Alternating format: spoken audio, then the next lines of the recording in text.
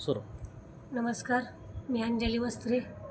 माझं नगर परिषदेपाशी रात्रीचे 12-12:30 वाजलेले आहेत, तरीही माझं उपोषण या ठिकाणी चालूच आहे.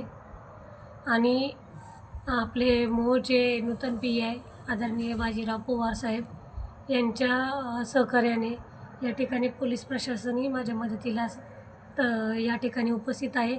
त्यामुळे मी आपले बाजीराव पवार सर यांचे धन्यवाद मानते, पोलीस प्रशासनाचे धन्यवाद मानते. आणि आत्ता 12-12:30 वाजता बाईट देण्याचे कारण म्हणजे मोहोळमधील नागरिकांना मी आवाहन करत आहे की माझ्या जर मागण्या रास्त असतील तर मोहोळमधील नागरिकांनी मला सपोर्ट करावा.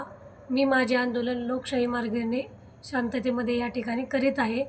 मी रात्र जरी झाली तरी कुठल्याही म्हणजे घरी वगैरे गेलेली नाही. ज्या ठिकाणी आहे सकाळपासून त्याच ठिकाणी मी थांबलेले आहे.